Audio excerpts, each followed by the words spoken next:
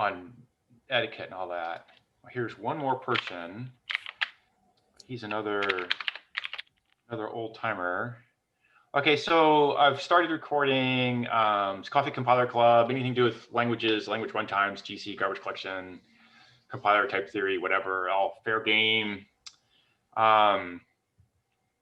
Goes up on Twitter and YouTube within a couple hours.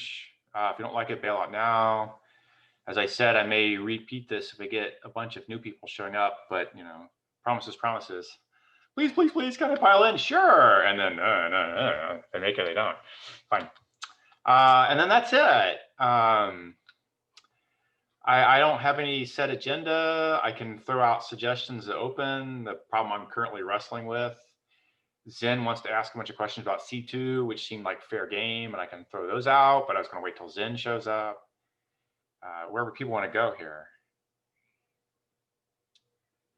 So I'll throw out that I am currently wrestling with type analysis, and people know this. I've been doing typing for a while, and I'm wrestling with: do I want to do a Hindley-Milner style typing to go with my current lattice theory, because the two are not neither supersedes the other, and I get things in either direction. But then that means I have to stare at where Hindley-Milner gets precision, where I don't get it out of lattices, and that's all around where you do flow analysis and you have to approximate, which is at merge points, which is typically at function heads where you merge from multiple call sites. And then I've been staring at like 0-CFA and 1-CFA. People know what 0-CFA, 1-CFA, k-CFA stuff is. It's like old school. Context sensitive. Right. It's control flow analysis is CFA, but it's context sensitivity levels. And that's all about how much of your analysis do you replicate along each call chain, because you're trying to have precision that you recover after the merge point. So the deal is with a function body, a function, entire function, it's a single entry, single exit region. And on a call path coming in, you know some facts on the arguments, and you do something, and you leave, and you regain the knowledge you had on the arguments. But in the body of this function, you merge those arguments, one from over here. Now the function works with the merged arguments. This is standard flow analysis. And then when you go back, you can regain precision. But in the body, you lost it. Yeah, this is type inference. So this is what I'm trying to do, type inference for AA. And I'm trying to get where I have more precision, specifically for higher order functions. So what I just described to you is more or less 0-CFA. It's like classic flow analysis for typing. You do a 1-CFA and you replicate in this body, you replicate an environment, a mapping of variables to values, once for each path. And so you recompute what goes on through here multiple times for each incoming call path. And then you take it out to the different directions. It's fairly easy to show. It goes exponential really fast. And also in practice, in theory, practice says it normalizes pretty quick. Hindley-Milner has the same problem, that in theory, it's much worse time than it looks. And in practice, it normalizes really fast. Although I was always under the impression that, well, in theory, we can do this, can have this context sensitivity, but I don't know of any practical product which does that. I thought it's mostly academic, and in practice is just too heavyweight and doesn't gain too much compared to non-context sensitive or like. Right. So Hindley-Milner gives a really is very common in the functional programming language community. ML, Haskell, OCaml, God knows, almost everybody who does any sort of type referencing starts with Hindley-Milner, and then they go beyond it. They pick the next most aggressive thing up from Hindley-Milner. So it's widely used by a large set of programming languages that actually have a lot of users. Hindley-Milner is. So what's the equivalence? What's the relationship between Hindley-Milner and 1-CFA? Like, I'm with you on 1CFA. I don't know of very many people who do 1CFA. Yeah, my comment was specifically about context sensitivity and higher levels of depth. Cameron failed out. Let's try again here. And then I right. So what I have is an analysis. Oh no, it's the floating head again. Thought you learned your lesson last go around. Oh, he's still connecting to audio. Fine. Talking head. Yeah, and so so what's the relationship between Hindley-Milner and 1CFA? That's what I'm trying to sort out today, yesterday, late, till next couple days. And the reason I'm sorting it out is because I have an analysis baked in that pretty much, lets me do forward flow, forward and reverse flow sort of trivially. And then what's the minimal sort of extension I need to do to pick up Hindley-Milner level of precision. Yeah, I can throw some papers out here too. So some fun stuff here. Matthew Might, I'm totally reading Matthew Might's thesis right now.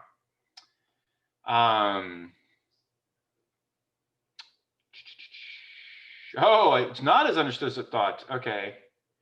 Yeah. Huh. Okay.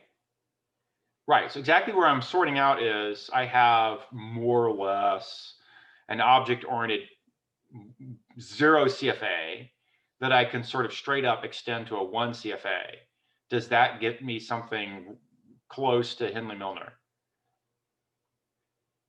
And in practice, what I really want to do is be able to pass a fucking map function, map around and monads, pass a map around and know that I can pass functions to it that map A to B and hand you an array of A and you get an array of B's out. And then that's like, but if you go type map, it merges all the A's. And so the body of map says you're the uniform merge of all the A values. So when I hand you a function from A to B, I don't have any A's. I have the meat of all A's, which is way below the A that you have. So your function doesn't apply. And so I blow up on you. So what I want you just to do fucking map. There are a handful of other things, but really, it's map and friends, and then how far you carry the food chain through. So I can't just merge at function heads. I have to do something more intelligent. Okay, well, I knew that for a long time. So now what do I do? And that's why I'm staring at Hindley-Milner and k-CFA. And I don't know if k-CFA does the job. If like 1CFA does maps, that's probably good enough, and I'll walk away.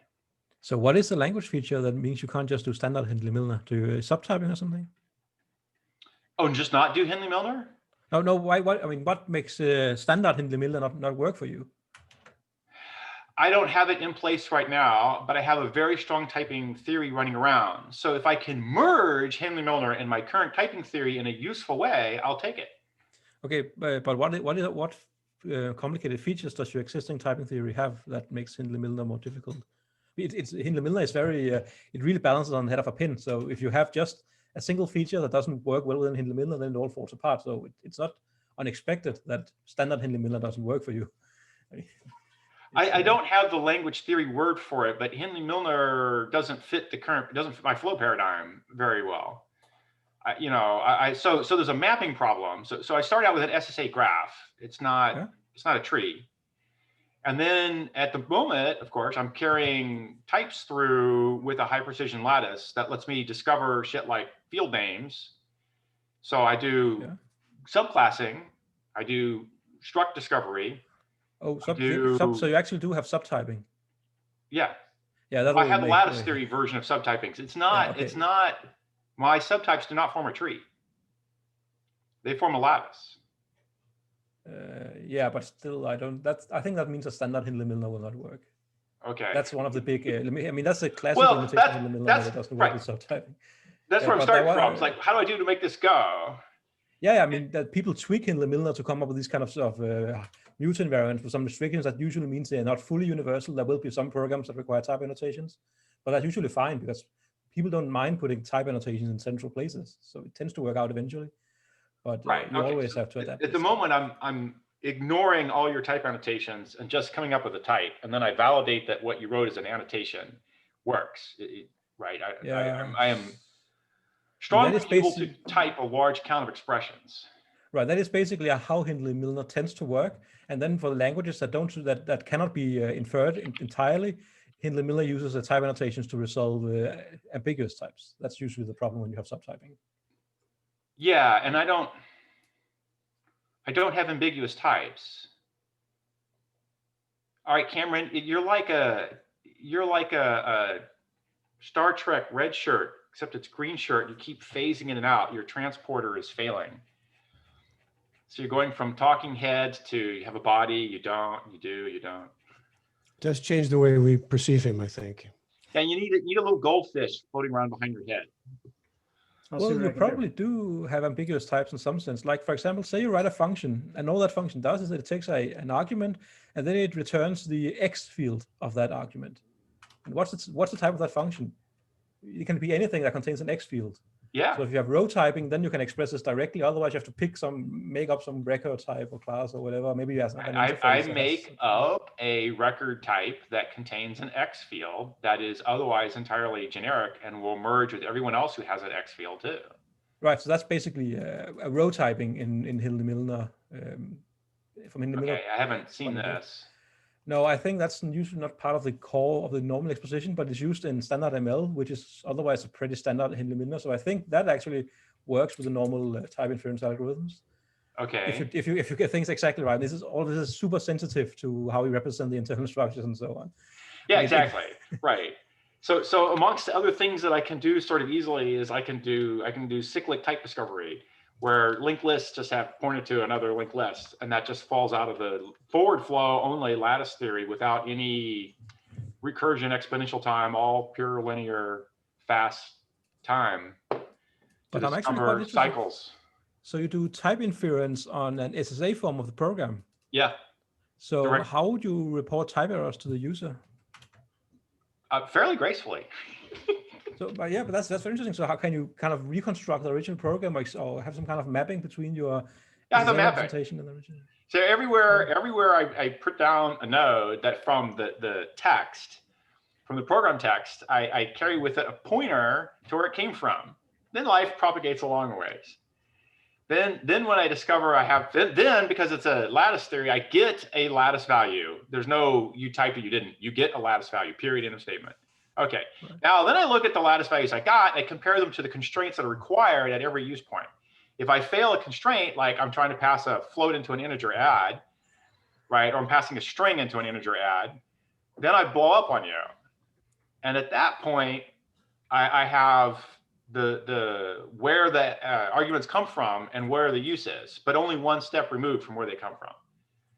And then you typing right there. In practice, on the examples that I have, I'm getting reasonable type errors, and I'm paying a lot of effort to get reasonable type errors. So you're correct in the sense that if you go as far enough removed, I won't tell you sort of super happily. But if you're doing things with functions, every function has a unique point where in the world where it came from, some code point. But that's a pretty unusual design for a type checker. Is this inspired by someone else? No, this is inspired by me. Because I did this for C2 long ago. I was doing typing on C2 for that was the whole. But for C2, the analysis stuff, that's not for optimizations, right? I mean, you're assuming that the original program is type correct. Yeah, C2 from the land of hotspot came in with Java bytecodes passing the verifier. Yes. So at that time, I was doing analysis where I had strongly typed IR throughout, but I started with a valid set of types. Yes. And I generally lifted the precision over time. So that was all how far that went. As I went, I discovered that I could do a whole lot. I could discover a whole lot of types, and that I didn't necessarily need that much from the Java. And I rediscovered a lot of facts that had been, say, present at the Java level and lost in the generics, and I could rediscover them all. Okay, so fast forward 25 years, and I'm staring at, that analysis was really potent, and it lacked a bunch of things. So I started down the long path of, what did it lack? Well, I knew I didn't have a proper lattice, and I kept blowing monotonicity asserts in C2. I had to back them out. They're in there, and they get turned off because they don't pass. And I could prove a bunch of weird things about null, that it was guaranteed 100% not monotonic in anyone's lattice, and all this kind of shit. Okay, fine. So I sat down and said, what the hell can I do here? And I started down the path of doing typing as a flow analysis on an SSA graph. And then I discovered if I kept beefing up my lattice, I could keep discovering more and more things as well typed and telling you what those types were. So you're asking where it came from. It came from me. Now, was I inspired by a bazillion other people? Yeah, sure. I don't know who, where, what, history. Oh, yeah, sure. So, but what I mean is, now you're using this in AA for a user-facing type checker. So you need to be able to report type errors in a comprehensible manner.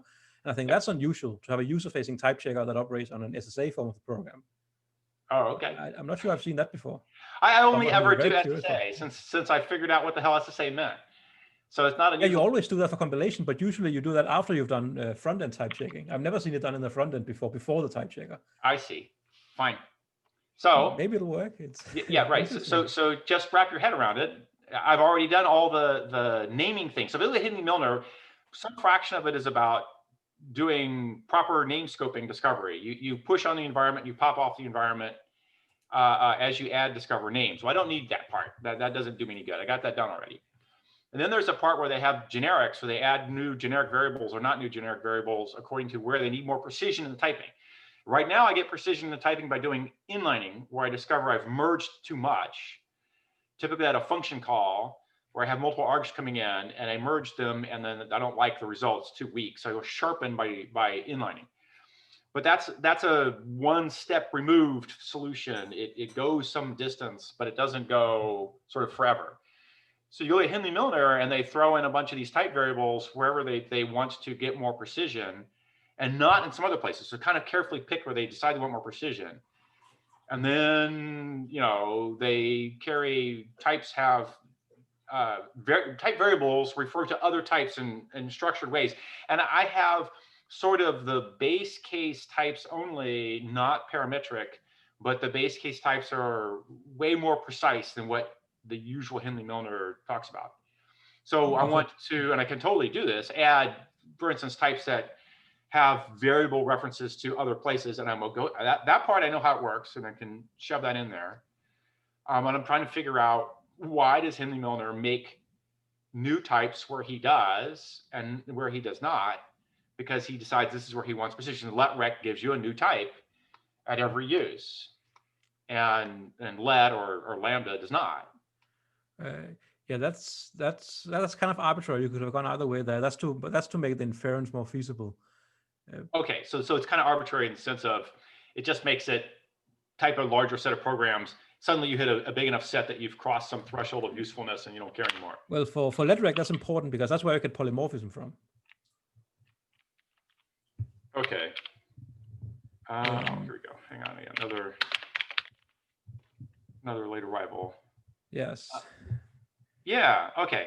So the SSA part I don't think is any big deal.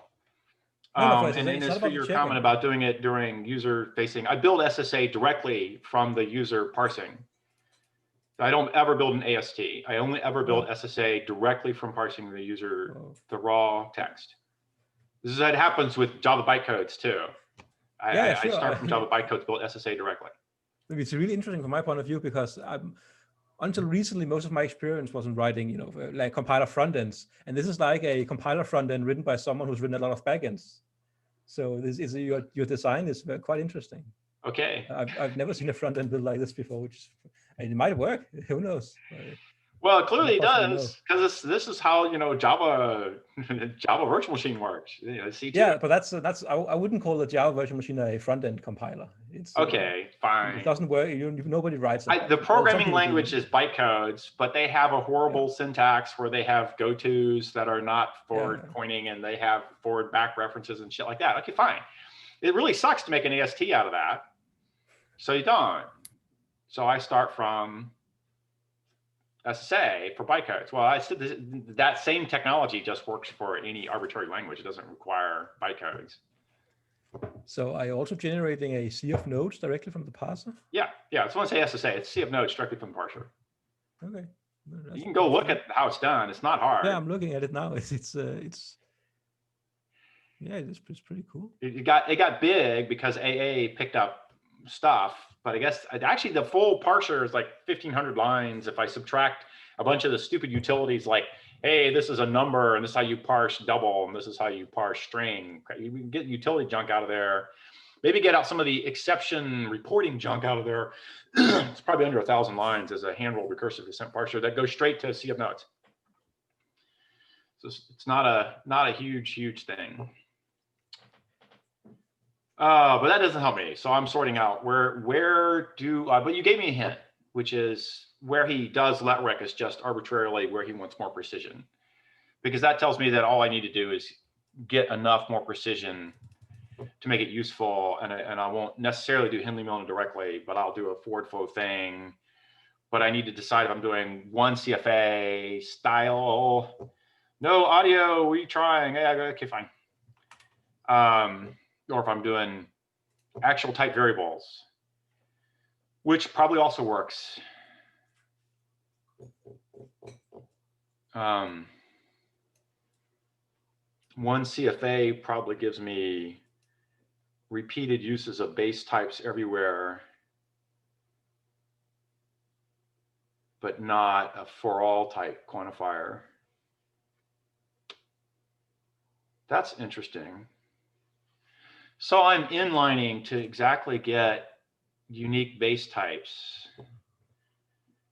which is the shortcut for a for all quantifier over a finite space. You're also inlining before you do type checking. I'm looking at your parser now. It seems like you also do various constant propagation. So where do I do type checking? Well, I kind of cheaty. I mean, I start with a lattice, which is correct, and I lift it over time. So it's correct, but it approximates way too much. Oh, Keith's bailing out and coming back in again.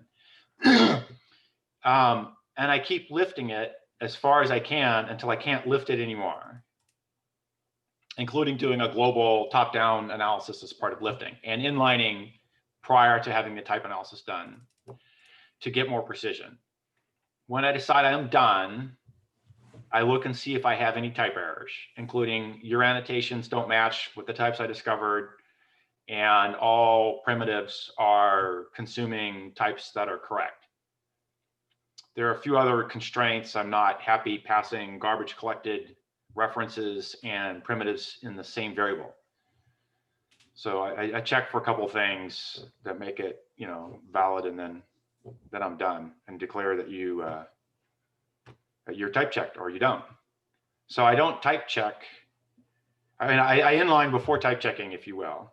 So another way to look at it is the program is all correctly typed up front with every value being bottom very uselessly. And I start lifting the types from bottom up. So I live continuously in a state of the program is in error until I discover that it's not. So another way to look at it is I completely handle incremental error states all the time.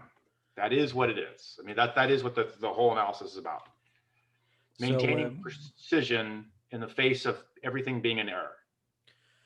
Until it's type inference in the Hindley-Milner style is usually seen as a form of elaboration, where it's really just recovering all the type annotations that could have been put in there in the original program. Yeah. Is that also how you look at it with your type system?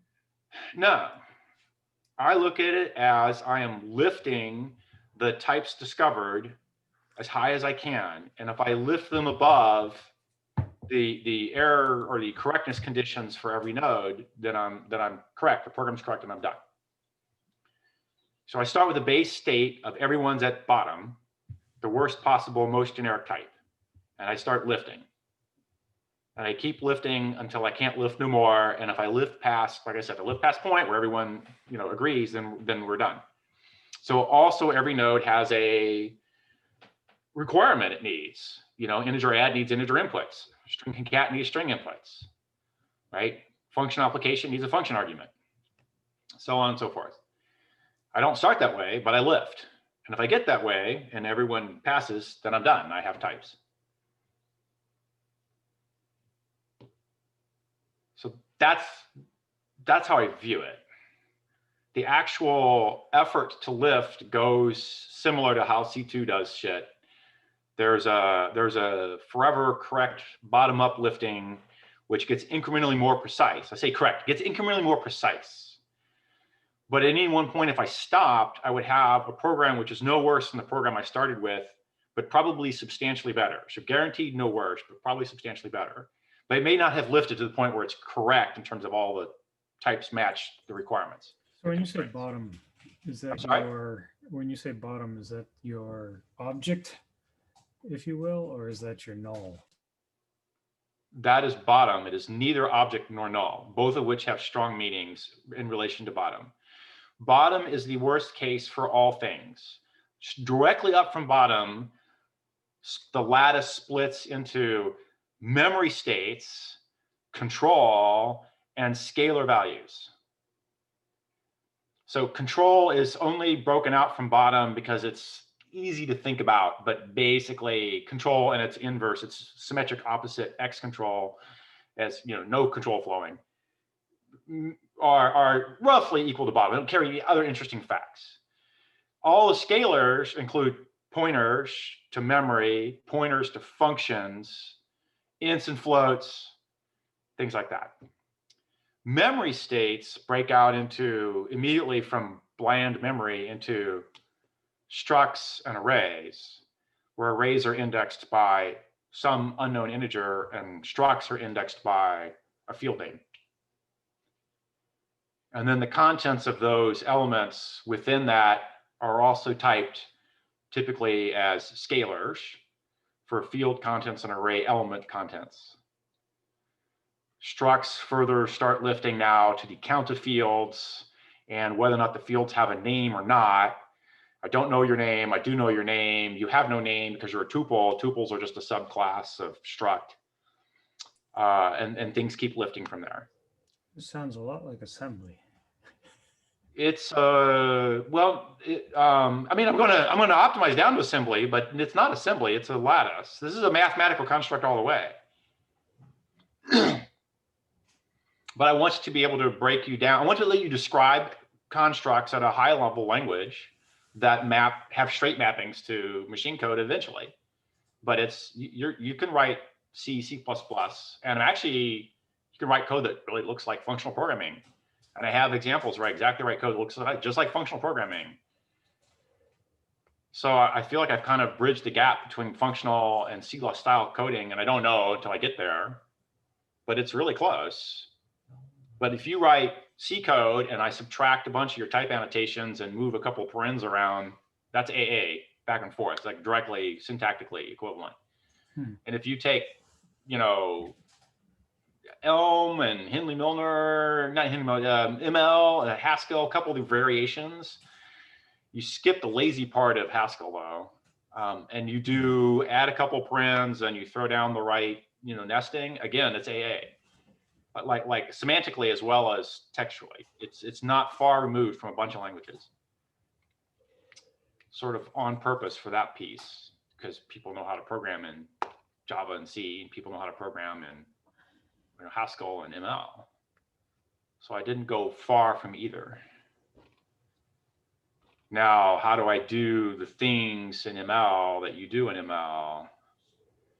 I think I have the set of things that you would normally do in C and C++ done in the typing system already as a forward flow typing theory.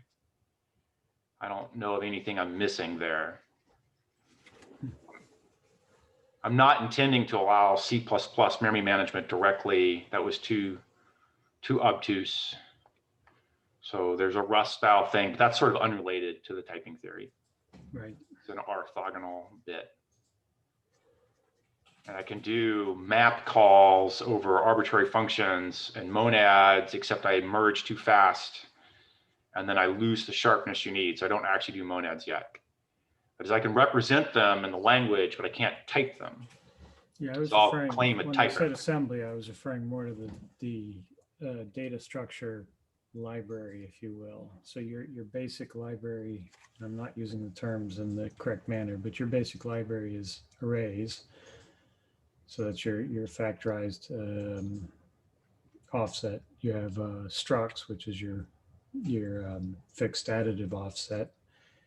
You said functions, which is your invocation by pointer, if you will, right? Yeah. But I'm saying it's a set of building blocks that are To be fair, it's been years since I've worked directly in assembly, but well, it's the set of building blocks you get out of C, C++, and Java directly. yeah, certainly C and C++, yes. Java too. The only thing Java's adding is subtyping, which I think I'm there on. Like, you know, I had the lattice for subtyping. It's more robust than Java's tree style. Standard subtyping as taught for C++ and Java has a tree style structure, and I have something that's somewhat richer, but I can trim it to being a tree pretty directly. So I think that piece is there. Meaning it's more flexible than yeah, it's not a tree, it's a DAG. So I get into, you know, it's duck typing by default, and then I can limit you to tree typing if I want to. And that still doesn't get me monads, typed monads. I can write a monad, I can use them, but I'll have to bottom out all the types involved, which, you know, loses the point. So I want to go back and say, how do I get the precision back? And what I'm hearing is, you know, either something along the lines of one CFA, or, and I'm not sure if that's enough or not, and I don't necessarily want to do k-CFA, which gets kind of crazy in practice where it terminates. Or I want to do something like Hindley-Milner, where I put in the right set of type variables, and the unification process sort of fits nicely with what I'm doing already. I think that this is totally reasonable to do the unification during a forward flow analysis. That's fine. And the only thing I haven't figured out yet is if it makes sense to talk about an optimistic versus pessimistic version of things. Because Hindley-Milner I would claim it does a bottom-up thing, but I think it's actually the optimistic flavor of the world. Or maybe there's no difference and it's strongly normalizing either way, and it doesn't matter which way you run that kind of analysis. Whereas all the flow analyses there's a difference between top-down and bottom-up. So I assume, Trolls, this is right in the sweet spot of your academic work. Yeah, I've implemented Hindley-Milner before. And you're asking a different question. Right. Yeah. I implemented Hindley-Milner yesterday too. I meant this is kind of your well within your area of focus. Yeah, but usually you don't look at Hindley-Milner the way you look at a static analysis. I mean, it's a kind of a different viewpoint. It's quite it's interesting. I don't know if it's that easy to combine Hindley-Milner with static analysis, because they usually have different goals, where static analysis is kind of a best effort thing, and Hindley-Milner is more about having stronger guarantees, but in a more limited framework. Right. So you also mentioned, I didn't quite get what you were talking about initially about flow sensitivity. Do you have a flow sensitive type system? No, but I could add one. So be careful here what you mean by what I have a flow sensitive or not. Like in different branches of an if, you can have different types. So you can absolutely define types. Okay, yes. That's really tricky to do with Hindley-Milner. I'm actually not even sure how you would do that at all. Well, as soon as you close the diamond, they have to merge. At the merge points, you come back to having a single type. Does that make sense? Like you get a control flow diamond. Shit, the neighbor's lawnmower. It's loud on my end. Hang on.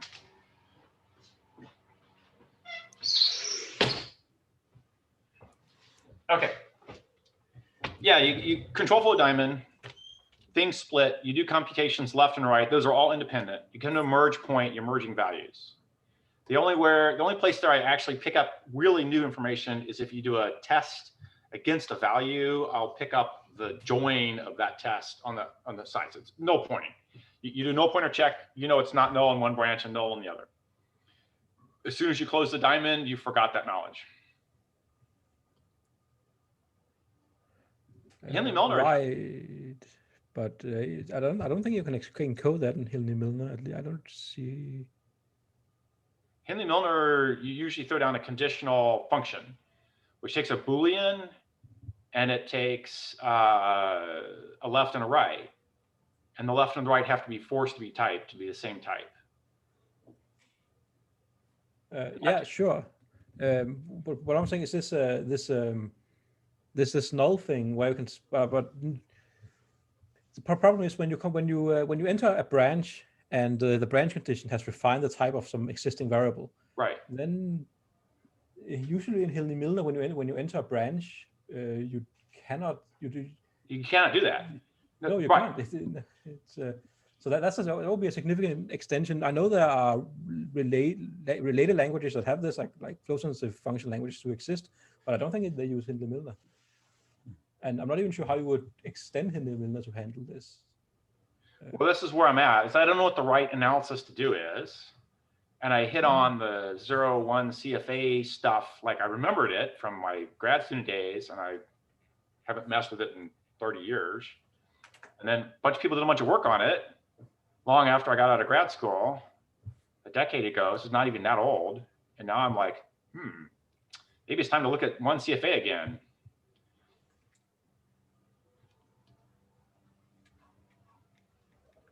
Yeah, I mean, Hindley-Milner is quite restricted, so I would not have any hopes of actually being able to apply it as it's normally written to a language like AA. But maybe it's useful for inspiration, but Hindley-Milner really is quite limited and quite restricted. It's not really used in its pure form in any language I know of, except maybe standard. I'm well into the zone of it's time for inspiration, and I was looking for inspiration there. So there's some things you can easily extend in Hindley-Milner with, like records and I guess classes if you limit the amount of subtyping you have, but things like flow sensitivity and more ad hoc things, that's no. In particular, flow sensitivity, when you have a higher order functions, that's really tricky because you can have an anonymous function somewhere, and maybe that anonymous function is actually encoding a branch of an if or something. I mean, the type checker wouldn't know. Well, you would because you inline first. The if makes a diamond, and so the function either takes all of a diamond or it lives inside the diamond, but it can't be half of a diamond. So when you say you have an anonymous function, yeah, I have anonymous functions. I throw them on one side of the diamond or the other or both or whatever, but they're within the realm of being one side of a diamond or not.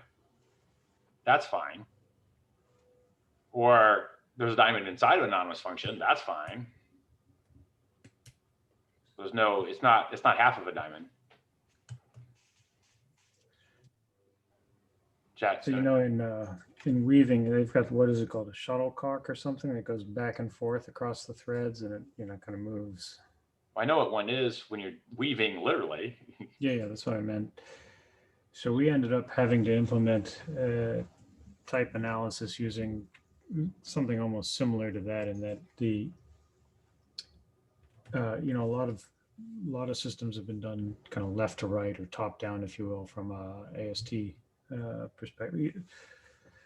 In other words, information tends to flow in one. So if it's one direction, right? Yeah. So come for example from leaves, and it would be coalesced up toward the root. And what we found is that for most of the type inference work, you actually have to be able to go in both directions. So and the more complex the I'd say set of unknowns, but basically, parenthetically speaking, expression on expression on expression, you may end up having to, kind of start at either end where the flow goes all the way to one end and then all the way back to the other. And then you start to kind of work toward the middle as you're picking up enough information to avoid having to go to the ends. I'm having a hard time explaining it, but Hindley-Milner is a tree walk, but it does both pre and post work. So it's both taking information, pushing it forward, and it's taking from the leaves and pushing it up. And it makes the one pass down then up, and then you're done. But it's pulling information both ways. Mm-hmm.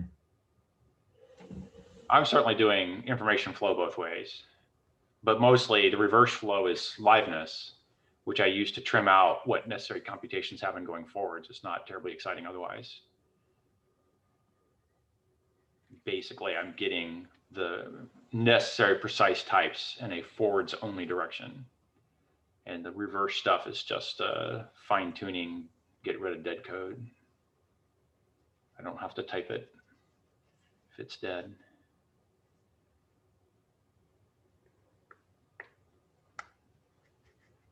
Well, okay, so maybe we topped out here. Happy to take more suggestions as people come around. This is where I'm sorting on the last couple days. I know Zin had a questions about C2. You want to do those? What's C2? The compiler in the Java virtual machine. Huh. The heavyweight compiler in the JVM. Zin, are you on? You have no sound, but your mic is not muted, which says that your mic's probably not working. See if I can, I'll text him and we'll do something else till he gets sound figured out.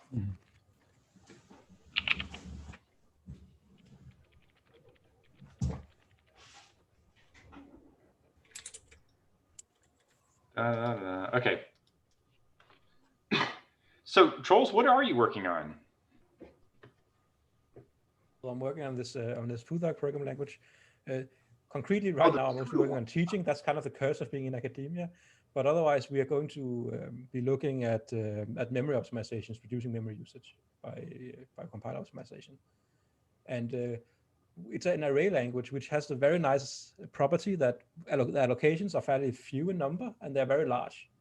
So it's much easier to analyze memory use of the program and try to figure out, well, okay, this array is last used here, so we can just reuse the memory for this array later. I mean, it's basically like register allocation, but a scope of arrays. Gotcha. So we get a lot of bang for the buck, which I think makes it realistic. Otherwise, memory optimizations in compilers seems to be something that's pretty rarely done because it's so difficult and doesn't give you that much. Escape analysis has a good payoff. Yeah, because then you can avoid heap allocation, right? Yes, you avoid heap allocation. Yeah, yeah, that one has an interesting payoff. And otherwise, yeah, maybe register allocation of arrays is less useful, but for GPUs, maybe more so. Okay, Yeah, Zen. array languages. Yeah, there you go. Boom. Okay, so C2, this is the C of nodes thing, Zen. Hello, hello. Yeah, there you go. There's your sound. Oh, yeah. I attend a last meeting than regular developer, so I never figure out how to use Zoom. Fine. I'm struggling. I recently I'm struggling in the phase ideal loop optimization, and I found actually you have like 3 steps. One is build a loop using like Vic Christopher's papers. That algorithm described in the Christopher Vic, right? And the second step you use like a build a loop early, and the last step is build a loop late or build a loop post, whatever. So it's I feel that those algorithms and those like a build loop late is very similar to this your paper about global code motion.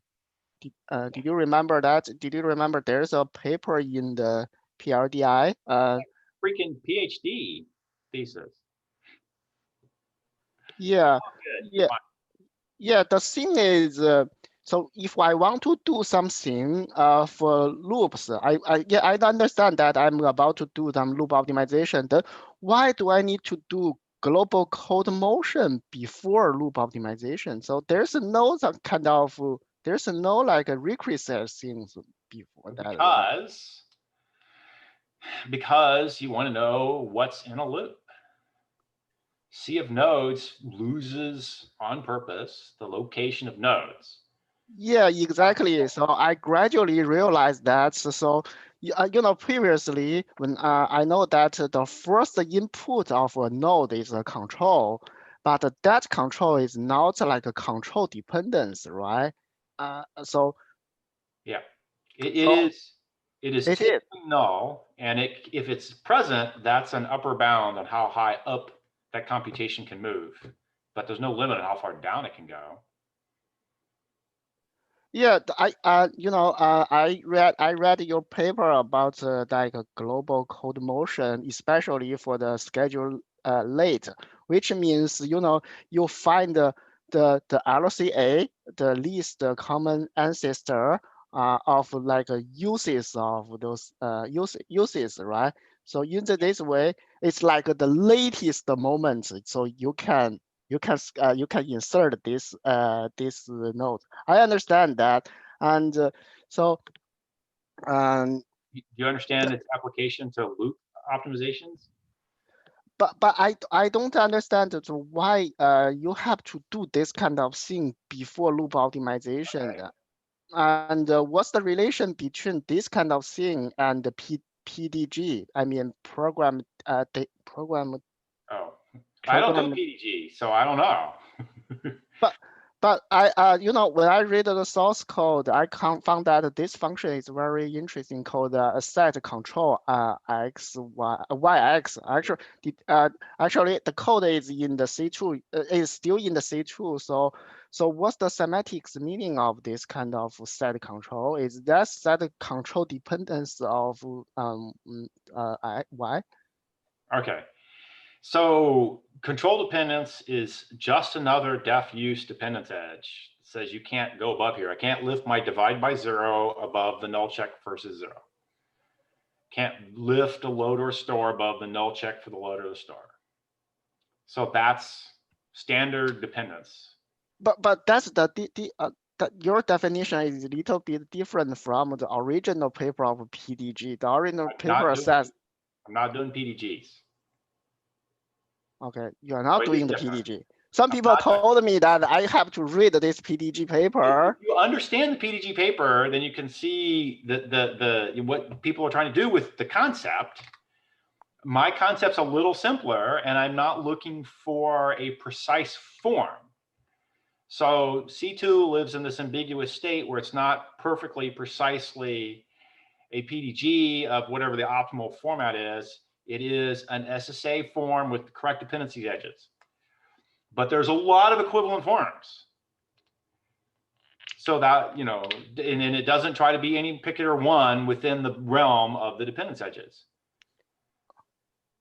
Okay, so let's say that's so I'm still trying to understand the semantics of set control yx. Okay. So you are saying that you are not doing some kind of set control dependence. So what's the semantics of this one? Yeah, set control is setting a control dependence, but don't look for PDG as the semantic definition of control dependence. Use your common sense. Use a common sense. Oh. It's a def use edge in a graph. Ignore the word control. It's a standard def use edge in a graph. Okay. That is its meaning. Okay. And instead of where I might have, if I'm computing distance and I want x squared plus y squared, the plus is dependent upon the input of the multiply on the left, the multiply on the right. Here I have a different kind of dependence. I'm dependent upon some test passing. So it's on the control edge, not on a data input edge. Okay. Yeah. I now I feel more comfortable about this one, because the original control dependency is pretty complex, because you have to have like a post dominant tree, and you have to insert some kind of region node to make sure that you can build like. Yeah, so it's just another dependence edge. Now, having said that, a bunch of optimizations kick in to try to lift it or remove it to give some flexibility to the graph. Many of those optimizations start with, hey, let's build a dominator tree. You do build a dominator tree. You are not you don't build like a post dominator tree, which the original PDG paper described, Okay. right? Yeah. So the code motion algorithms build effectively an incremental, not incremental. They dynamically maintain the state that you would use to build a post dominator tree, and they use that to discover how far south, how far down something can be moved.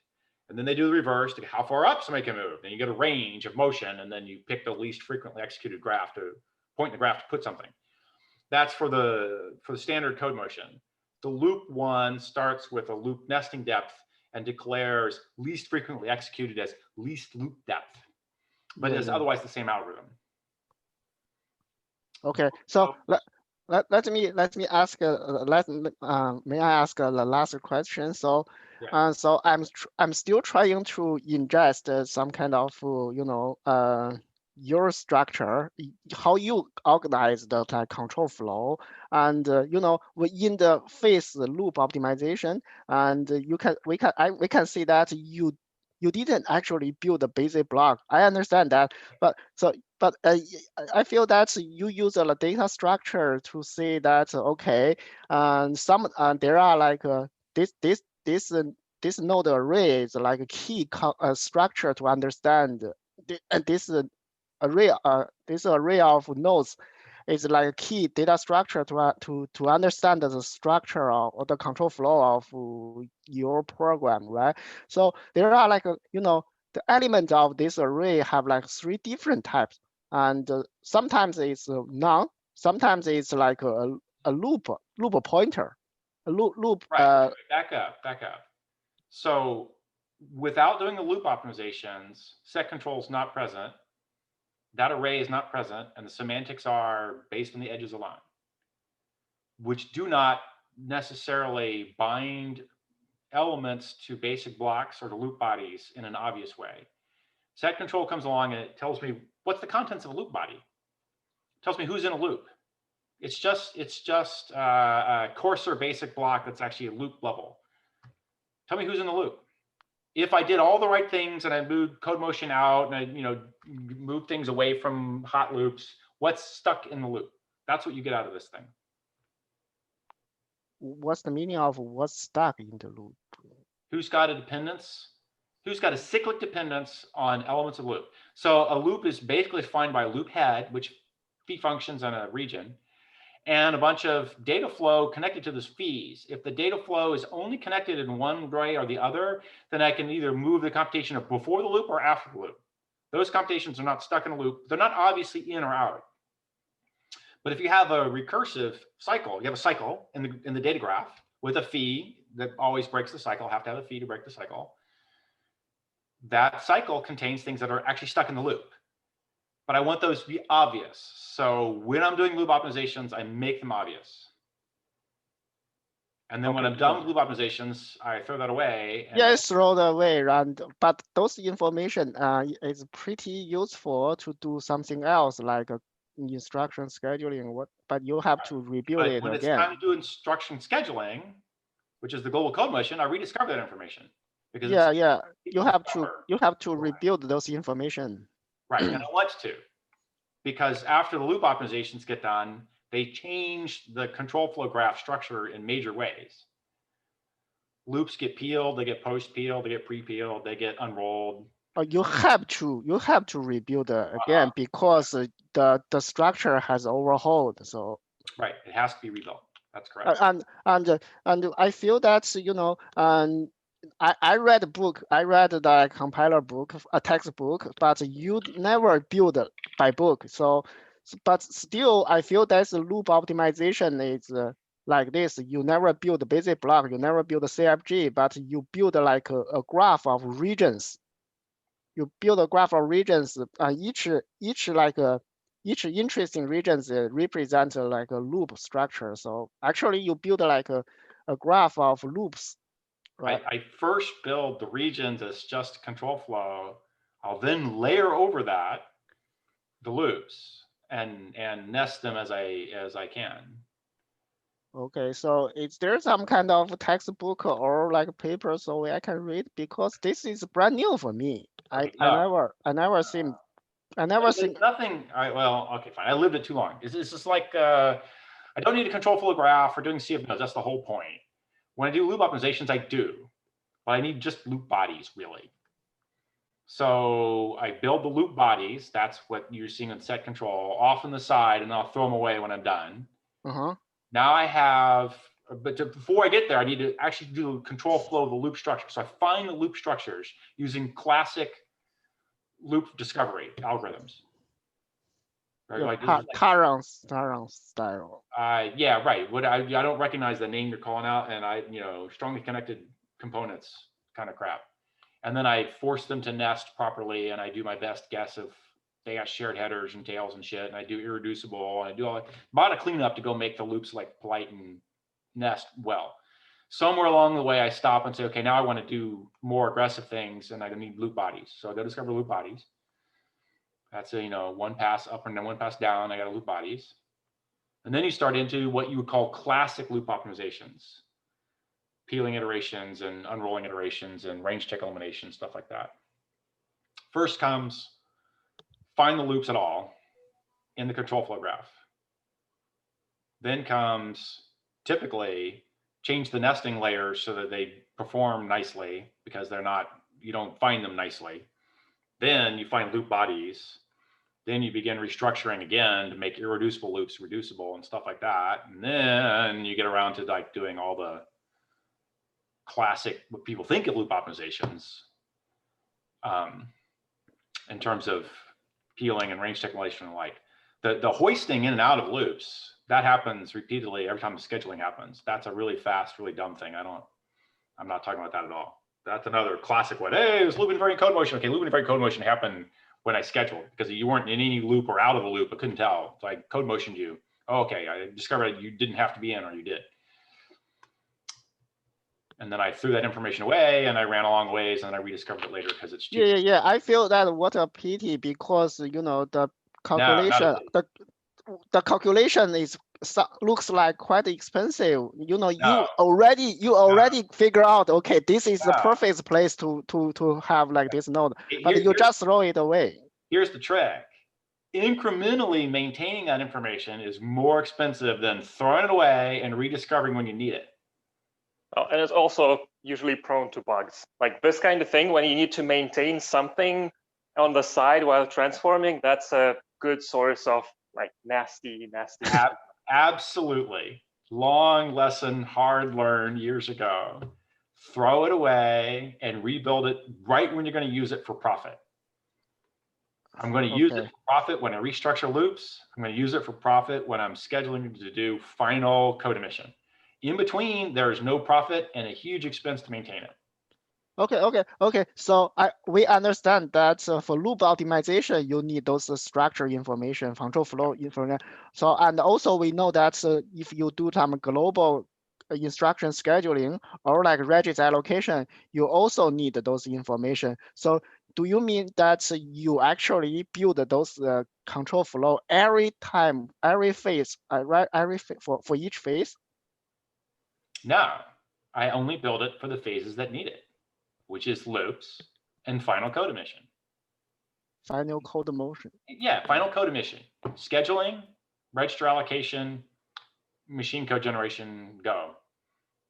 Okay, you don't need to build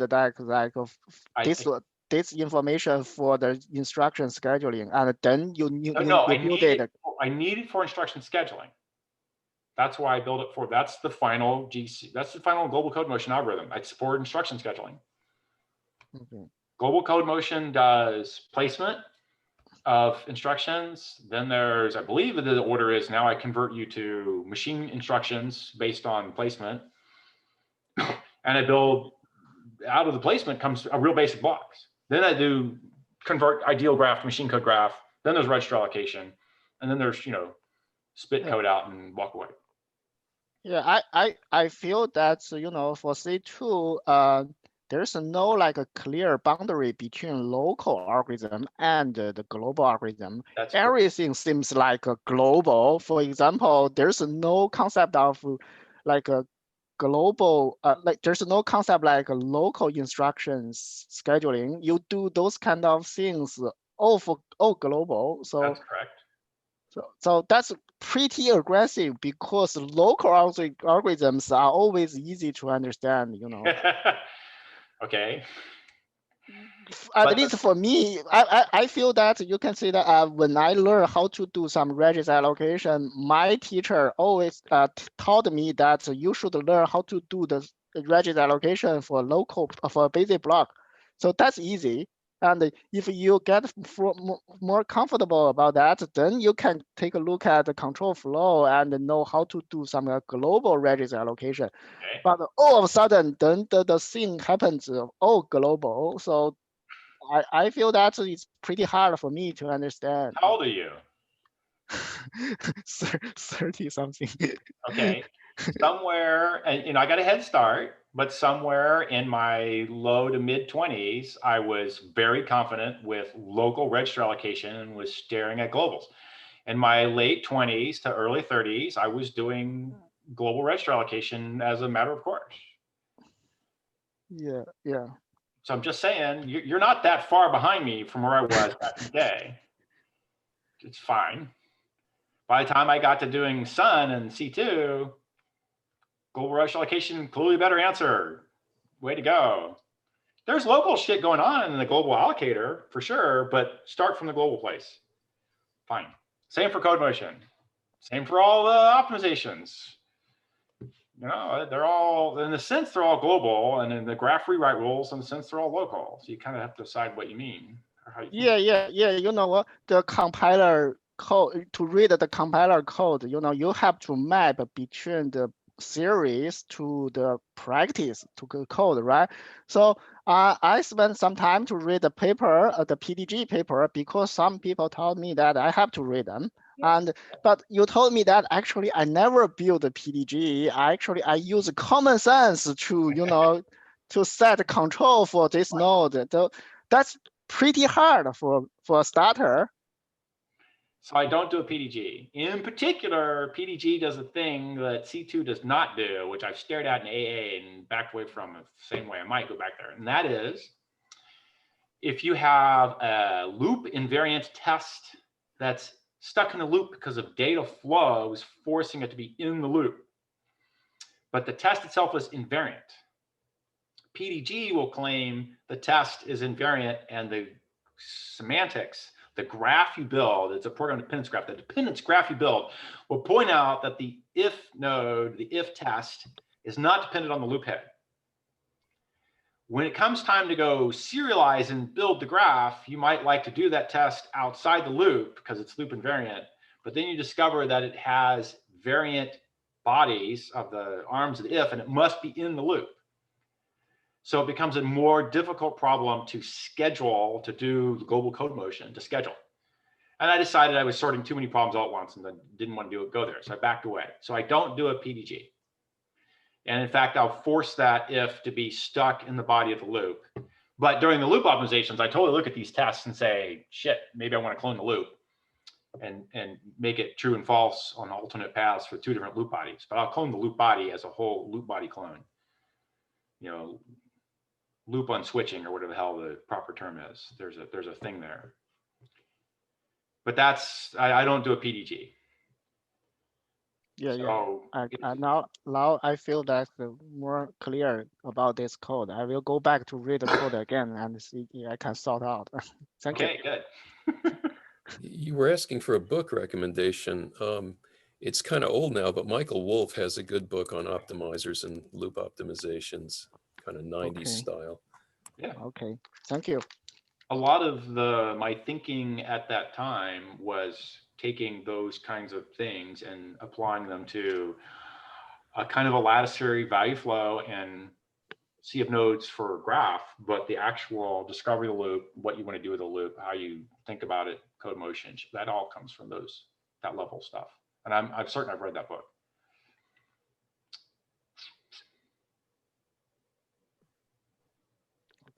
Okay, thank you. Yeah.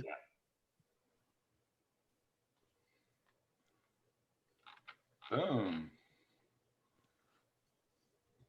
I don't have any topics. Somebody wants to throw something out. Otherwise, I'm staring at what the papers are.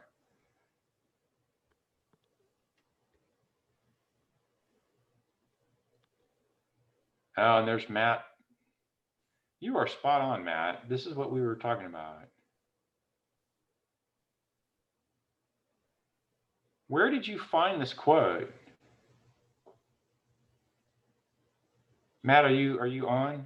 It's in the paper. It's one of the first sections, I think.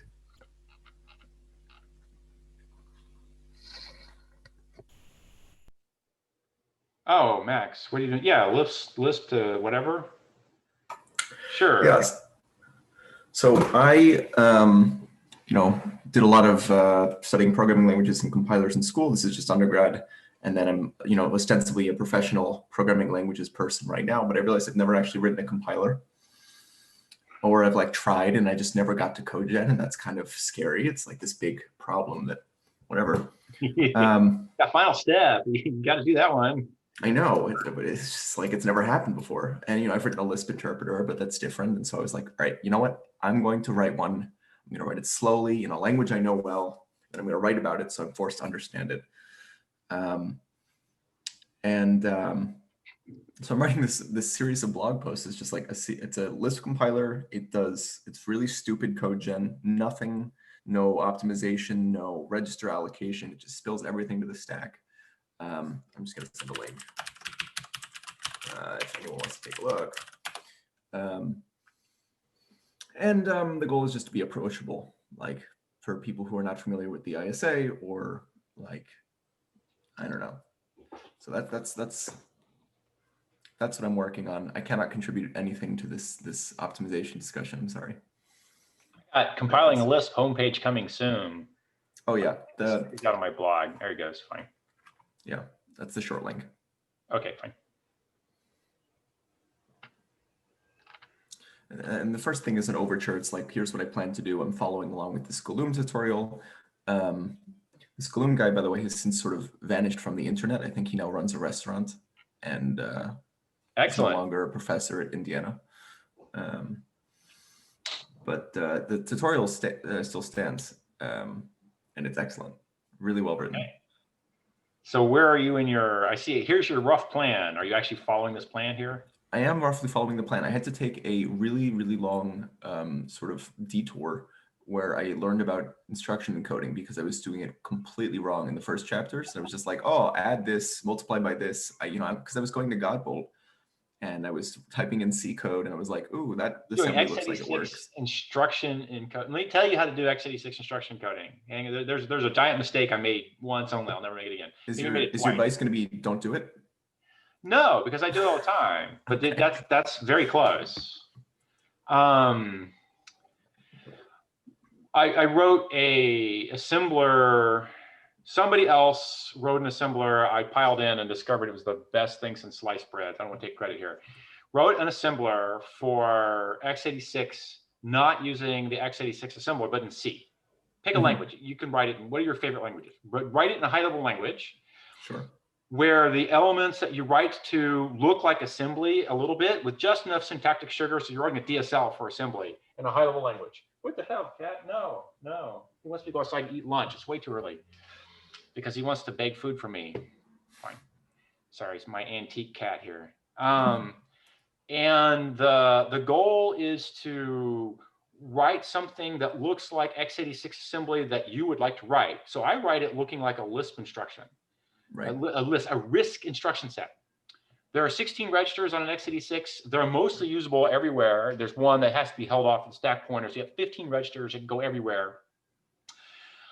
You have 15 registers that can go anywhere. Why the hell do you need weird ass encodings or weird ass writing styles for all of them? You don't. So you want to have, just load and store instructions and all right, quit bugging me, cat. Go. Sorry. You have a couple special ones. Even for the special ones, you just write a C function call that has arguments, right? So somewhere in the world I say, here's the chat thing. No, cat, I'm not letting you in. Rax, comma, address is weird because you don't have to do it in C here, 4, comma, RDX, or whatever. Something that looks like this. The double underscore is a C macro that expands to an object-oriented C++ ASM arrow. There's a load or a load 4, load 8. This is like the hotspot assembler. I'm sorry? This is what the hotspot and the art and the Dart totally. And whatever. Yeah, exactly. Okay, if you know what that, okay, so write it in this style because. Wait, are you saying that looks kind of like the hotspot assembler? Who wrote that? Yeah. It was not me, but I totally love it and I've added and extended, and then when I went to Azul, I rewrote from scratch and made it a lot cleaner and blah, blah, blah. It's a great idea. You can go find the original. It's probably possibly Robert Grismer. I don't have the name off the top of my head, but it's a good way to deal with x86 in particular, because you have a high-level language to do all the sorting out of like the actual machine code generation under the hood. So the reason you want to do this is the x86 official assembly languages suck. They're like horrific to write in. Don't. Write it in your favorite high-level language. You get a lot of high-level language support. Like Hotspot needs high-level language support here for a lot of things already. Like he's high-level language support for building OOP maps where I don't have to think about it, for validating certain register constraints where I needed some registers here and there, but they weren't necessarily enforced properly. For building safe points, I'm doing self-modifying code. I need proper alignment of certain instructions to cache line boundaries to do self-modifying code, because I have to modify them with the CAS instruction because it's racing self-modifying. So all these constraints are baked into the assembler. I don't have to think about them. There are places when read barriers and write barriers to happen for me without me thinking about it. There are places where I up level in certain contexts, like I'm writing the interpreter directly. I know for in fact, this register is the register that holds the bytecode pointer that keeps indexing, and this register holds the interpreter stack, and this register holds whatever, and I can give them new names that match the right kind of semantics. And then if I use other names for all these macros that take in registers and explode out like write barriers and read barriers, that there's no collisions with existing registers. So I don't actually do register allocation directly in the assembler, but the assembler validates my register allocation. Right.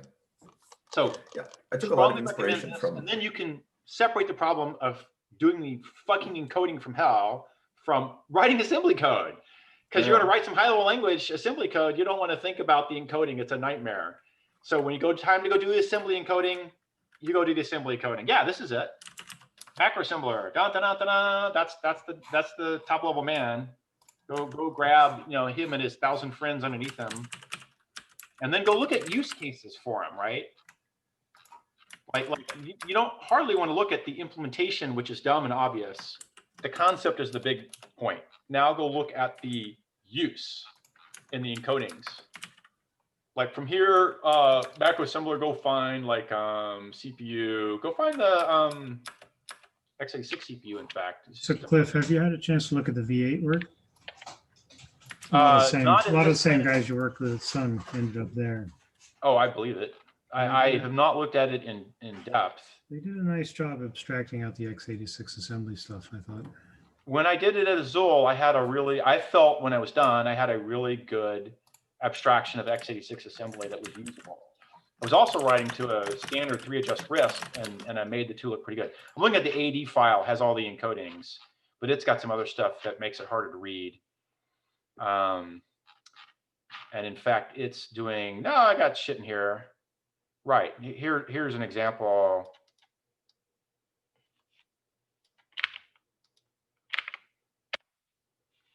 Example kind of crap. Jump CC, jump on flags. It's a weird flag. So you put a flag in because no one jumps on fucking parity bit. So you have a weird one. Push F and against some address computation, pop. There's a bind for a jump around. So we're using the Dart assembler for a project at work, and that's where I'm drawing a lot of my inspiration from. The Dart assembler is sort of part of this there seems to be like a family of these projects that use this very similar DSL. I strongly recommend it, and I've been promoting this DSL for a couple of years now. It's great. I don't know that they got it from me or I got it from them, but it's a good idea. Take it. The C++isms are hard to work around, like the labeling stuff where you have like a label destructor that goes back and back patches. But you figure out your favorite language, right? You could do the same thing in Go and Dart and Java and sure. You have to do something there. It becomes a pass and a half assembler, and who's doing the half pass? Well, you can do it in line with destructors on C++, but you can just make the assembler do a half pass and be done. Yeah. But an alternative approach would be not to write assembler by hand. If you're doing cogen, and his stated goal was to do cogen. This part I agree. In Hotspot, historical, there's a lot of stubs of handwritten assembly. We actually want to get rid of those and rewrite them in LLVM IR. because, well, we have a compiler which can generate good assembly. Like, why should we write it by hand for every platform we have? I started. Everybody uses LLVM, and right. That's like, you know, and then everybody knows LLVM, but nobody understands what's underneath that. And the whole point is to have this whole thing that I can fit in my head and not pull in. By the way, I've contributed to LLVM, and it's hard. It is very hard to understand anything that goes on in that project because it's huge. I claim that your head's in the right spot here.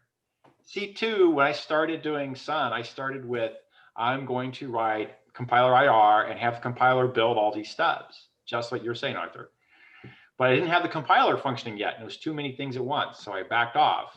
Then I looked at what these guys were doing for building the interpreter in a semi-portable way, where they had a lot of assembly, some of which could be shared across platforms, and some of which was unique to x86 or to ARM or whatever, to Spark. And I said, that's a good answer. I'll just take that and run. And then over time, that grew, and it was very convenient. And I could make the compiler deal with stubs. And in some places, I tried it a few times, and it just wasn't worth the effort. LLVM being a strongly standalone separate thing where someone's worked hard in every possible corner case has covered those corner cases already. C2 doesn't do those corner cases because it doesn't need to. So yeah, if you have a good compiler which can do this for you, yeah, I think it's a good alternative to do that instead of handwriting and then maintaining this assembly. Well, like hardware architecture changes, and now you need to, like, if you polished it for performance, well, now you need to redo something. Well, if you have, I'm claiming, well, I'll claim that if you're changing chips, like from RISC to ARM to wherever, that it's too late anyhow. You have to rewrite the code. And otherwise, that code is almost performance insensitive, because what it does is it generally bridges the gap between two different languages that can't be otherwise bridged, and those transitions are never hot. If they're hot, you have a different problem. That is, you're going from generated Java code to C code. But there are stubs which are hot, like new allocation, for example. There are a handful of hot stubs, and I'll claim that their actual code that we'd use for them is only trivially ever different from x86, 20 generations of x86. There's a handful of them when we do a handful of different instructions, and the rest, like the cost to declare, that is not a driving cost for making the choice between assembly and a compiler, because it's just not enough there. But then you said that if you go from one architecture to another, you have to rewrite anyhow. Wait, but if you have it written in, let's say, LLVM assembly, and you can generate it for architectures you want, why do you need to rewrite? And I'll claim that that will not work. And until you've tried it 3 or 4 times, and I have, because I got stuck doing this at Sun, it doesn't work, because too many other things change when you change the architecture as well.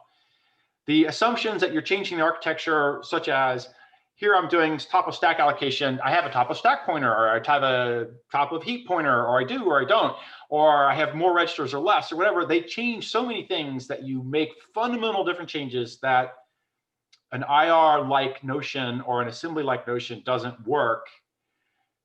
And so such a straight up transition way. You have to go revisit those and rethink your assumptions all the way through, no matter what, IR or assembly. If you need to interface with some other parts where you have these like baked-in assumptions, okay, I can see that. Every time, but I'm saying that every time there is a baked-in assumptions. Part of the language runtime implementation, you bake in a whole shit ton of assumptions to make it run efficient and well. When you go visit your new chip, you start with an x86 from 7 registers that moved to 15, and tomorrow you go to an ARM and you got 32, you change some assumptions and you rebake things.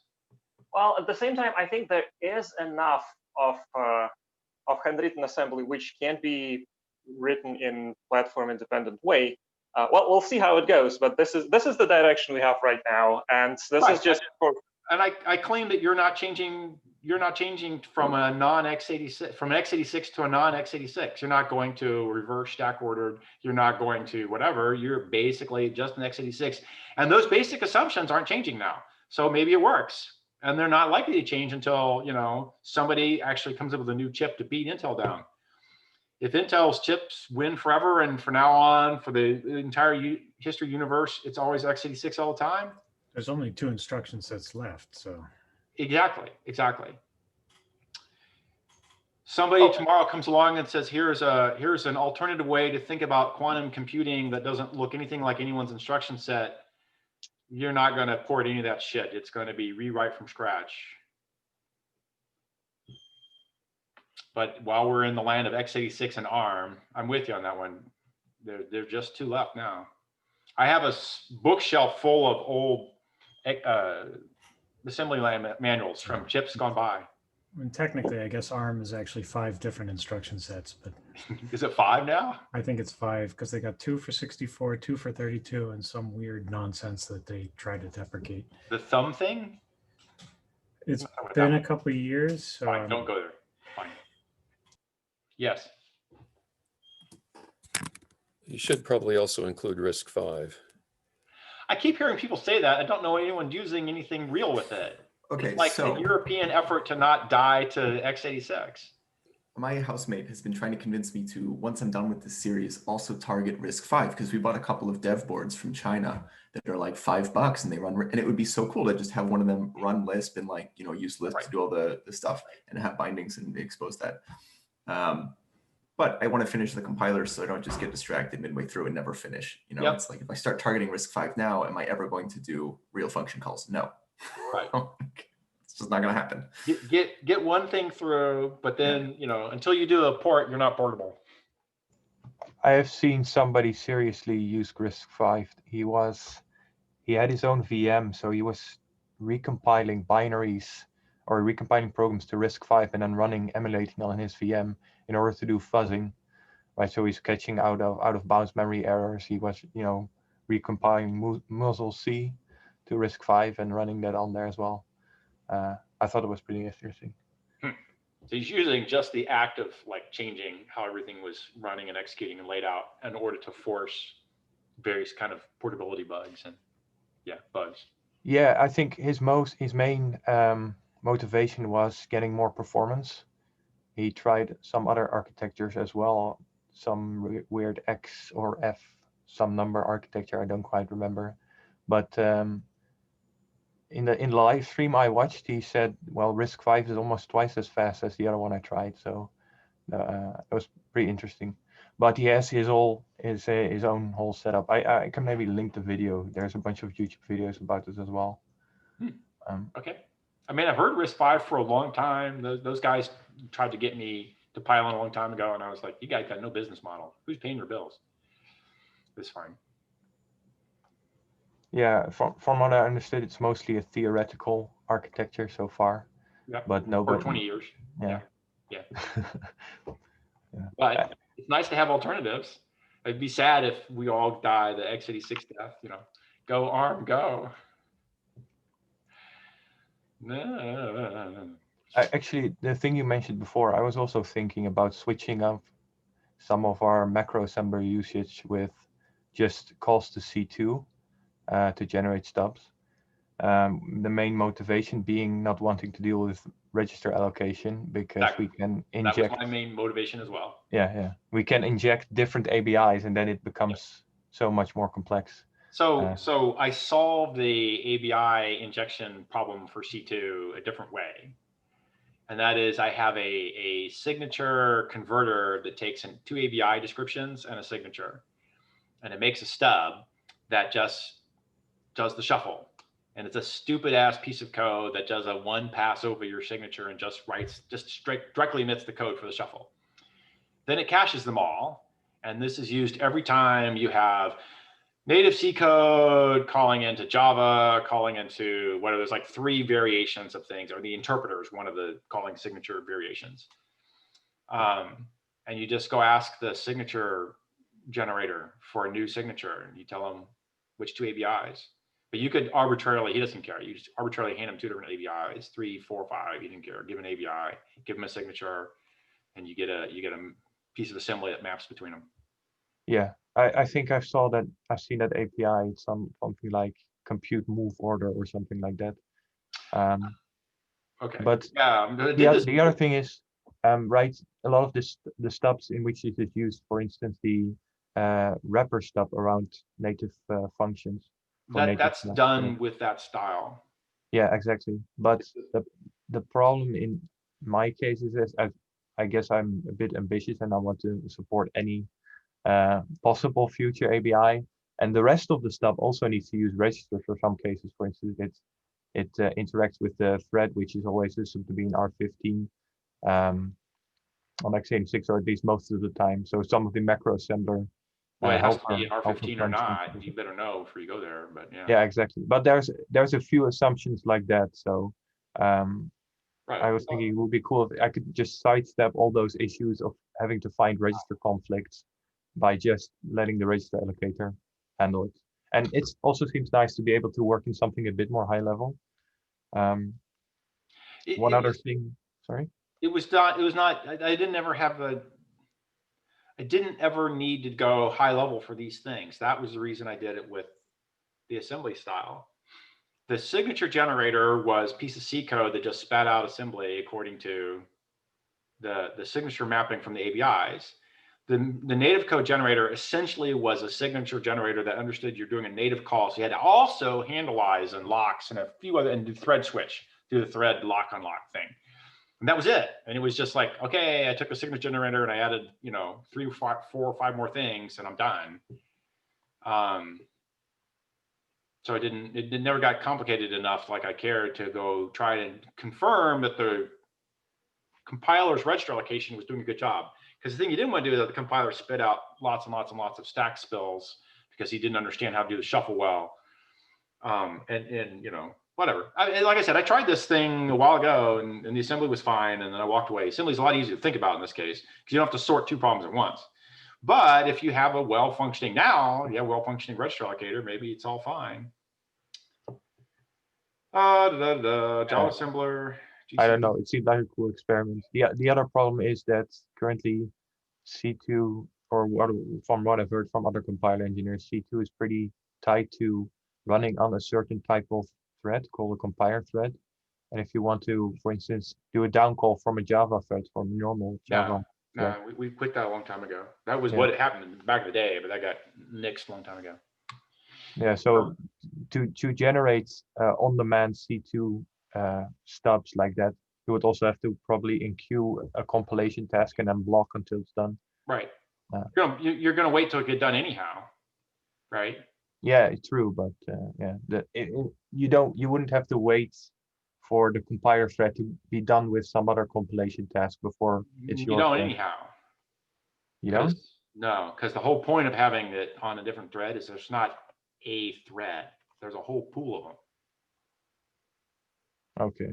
There's a lot of threads, and they beat down the compiler queue pretty heavy, pretty fast.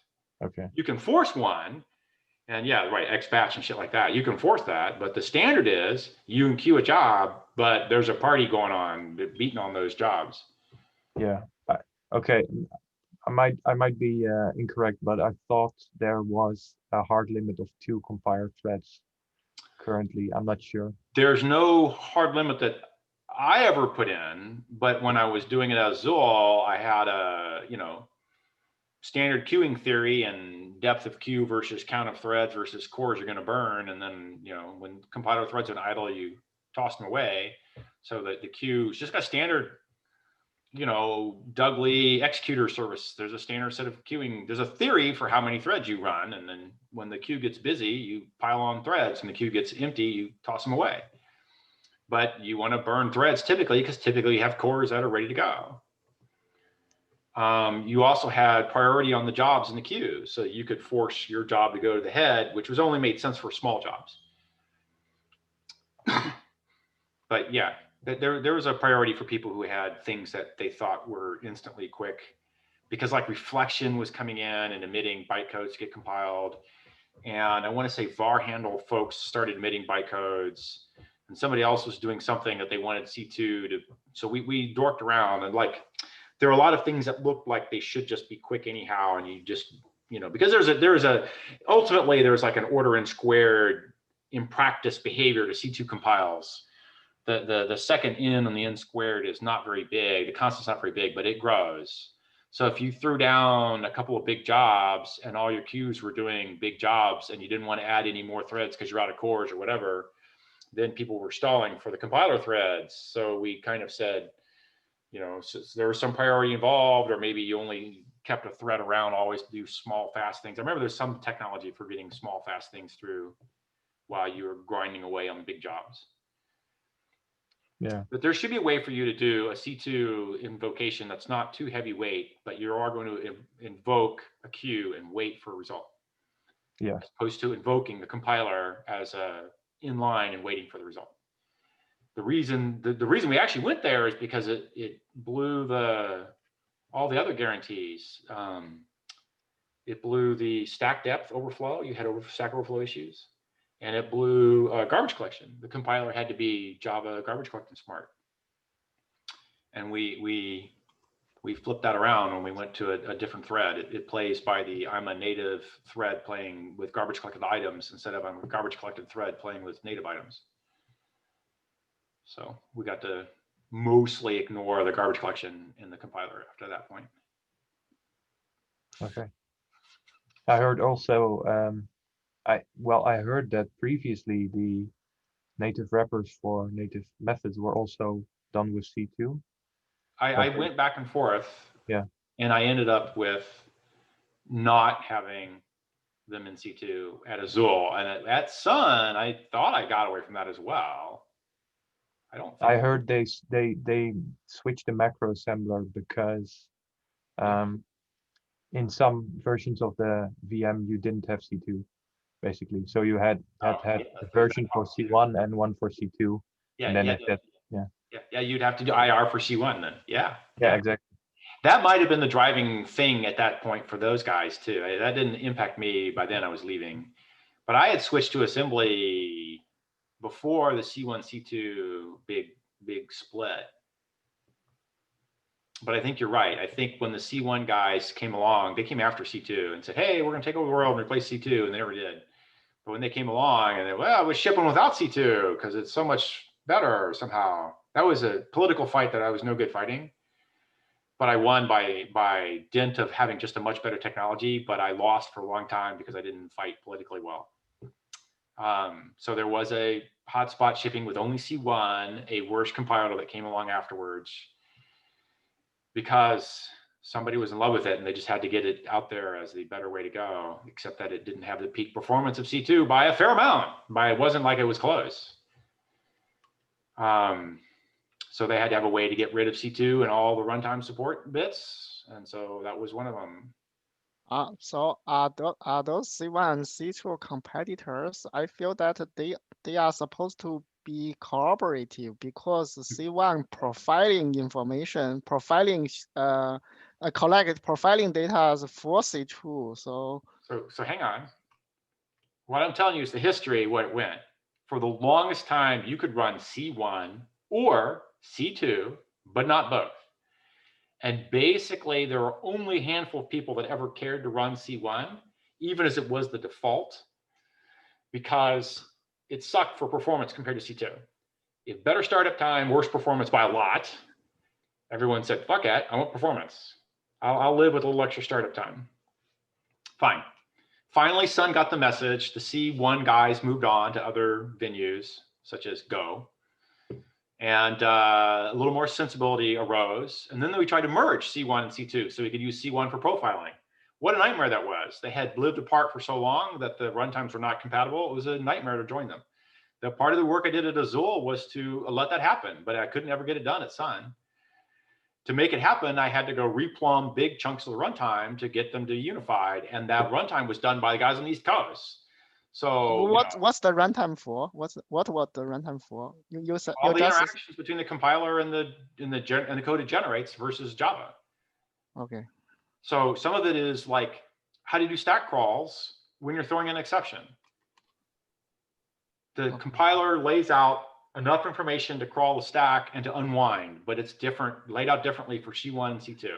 And the invariance on your pre-call or post-call as to where you declare a frame is sitting was part of the issue. And there had to be a small half shuffle left to get them to align in their notions of what it meant to be a stack crawl before you could unify stack crawling for exception building and then stack crawling to remove things for de-optimization and recompiling.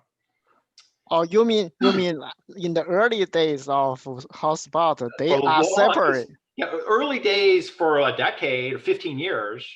They are separated things, though they are like competitive two compilers.